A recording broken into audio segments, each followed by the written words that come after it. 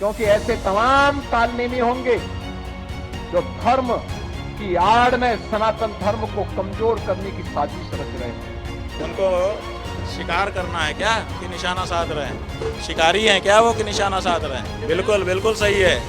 सनातन धर्म को कमजोर करने के लिए ही तो आचार्य का अपमान किया गया है। अभी तक तो शंकराचार्य और योगी के प्रशासन के बीच जुबानी जंग छिड़ी थी, लेकिन अब सीधे सीधे सीएम योगी और शंकराचार्य अविमुक्तेश्वरानंद आमने सामने आ गए हैं। पहली बार इस विवाद पर कालनेमी का जिक्र करते हुए बिना नाम लिए सीएम योगी ने निशाना साधा।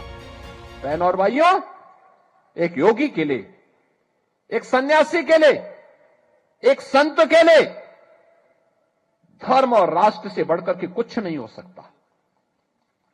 यही उसके जीवन का ध्येय होना चाहिए। उसकी व्यक्तिगत प्रॉपर्टी कुछ नहीं होती, धर्म ही उसकी प्रॉपर्टी है, राष्ट्र ही उसका स्वाभिमान है। अगर कोई राष्ट्रीय स्वाभिमान को चुनौती देता है तो हमें खुल करके उसके सामने आकर के खड़ा हो जाना चाहिए, उसकी चुनौती का मुकाबला करने के लिए खड़ा होना चाहिए। कोई धर्म के खिलाफ आचरण करता है, क्योंकि ऐसे तमाम कालनेमी होंगे जो धर्म की आड़ में सनातन धर्म को कमजोर करने की साजिश रच रहे होंगे। हमें उनसे सावधान होना होगा, उनसे सतर्क रहना होगा। योगी के इस बयान को शंकराचार्य के खिलाफ ही माना जा रहा है, क्योंकि शंकराचार्य के मोर्चा खोलने के बाद पहली बार योगी मंच पर आए, संतों का आचरण बताने लगे, कालनेमी को भगाने का प्रण उठाने लगे।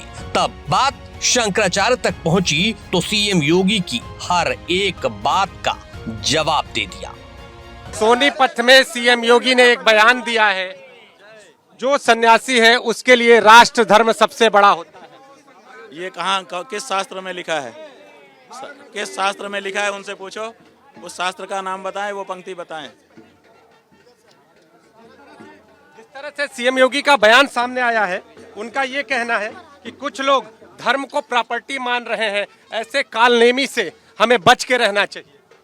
बात यह है कि धर्म जो है वो प्रॉपर्टी नहीं है तो क्या है? धर्म सबसे बड़ी प्रॉपर्टी है। ऐसा है कि धर्म जो है सबसे बड़ी प्रॉपर्टी है। हमारा जीवन से भी बड़ा महत्व हमारे जीवन में धर्म का है। इसीलिए लोगों ने जान गंवा के भी धर्म की रक्षा की है। धर्म से बढ़कर के क्या प्रॉपर्टी और दूसरी हो सकती है? इसलिए उसकी तो रक्षा करनी ही करनी है। 4 करोड़ लोगों ने 18 तारीख को स्नान किया था। जो भी किया हो, हमने तो कोई गिनती की नहीं है, उन्होंने किया होगा, बता रहे हैं।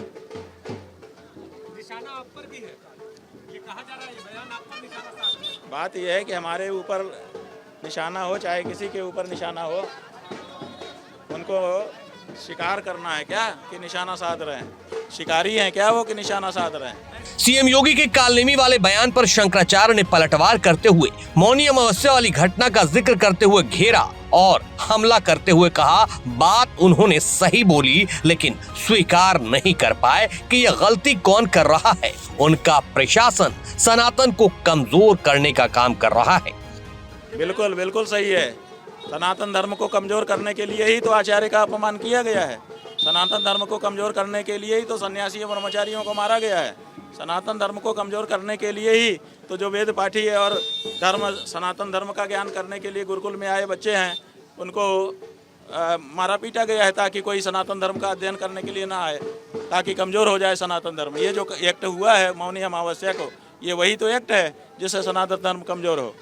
बिल्कुल सही है। तो सही बोला हूँ।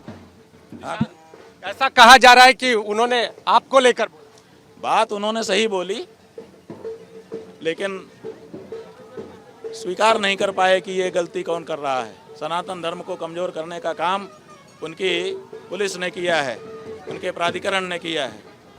सीएम योगी और शंकराचार्य में छिड़ी जुबानी जंग के बीच कल यानी शुक्रवार को बसंत पंचमी का खास स्नान है, लेकिन शंकराचार्य अविमुक्तेश्वरानंद ने ऐलान कर दिया है कि जब तक मेला प्रशासन अपनी गलती की माफी नहीं मांगता है, वो स्नान नहीं करेंगे। इस बीच अविमुक्तेश्वरानंद की ओर से प्रशासनिक नोटिस का भी जवाब दिया गया है। नोटिस में लगाए गए सभी आरोपों को दुर्भावनापूर्ण भ्रामक और पूरी तरह झूठा बताते हुए सिरे से खारिज किया गया है। बग्घी के इस्तेमाल के आरोप को निराधार बताया गया है और कहा गया है कि महाराज श्री कभी भी बग्घी में नहीं चले, जिसकी पुष्टि सीसीटीवी फुटेज से होती है। शंकराचार्य पद पर प्रशासनिक अधिकारियों द्वारा सवाल उठाने को अधिकार क्षेत्र से बाहर बताया गया और सुप्रीम कोर्ट व हाई कोर्ट के आदेशों समेत वैधानिक दस्तावेजों का हवाला दिया गया। मौनी अमावस्या पर पारंपरिक पालकी से संगम जाने को 2500 वर्ष पुरानी धार्मिक परंपरा बताया गया, जिसमें घोड़े या मोटर का कोई उपयोग नहीं होता। पत्र में पुलिस और प्रशासन पर अनुयायियों से मारपीट, पालकी के साथ अपमानजनक व्यवहार, गैर कानूनी हिरासत, फर्जी केस गढ़ने और जानबूझकर हत्या के प्रयास जैसे गंभीर आरोप लगाए गए हैं। कानून गो की नोटिस के जवाब में अविमुक्तेश्वरानंद के पक्ष की तरफ से चेतावनी दी गई है कि किसी भी गैर कानूनी या असंवैधानिक कार्रवाई पर संबंधित अधिकारियों के खिलाफ सिविल, क्रिमिनल और संवैधानिक कार्रवाई की जाएगी।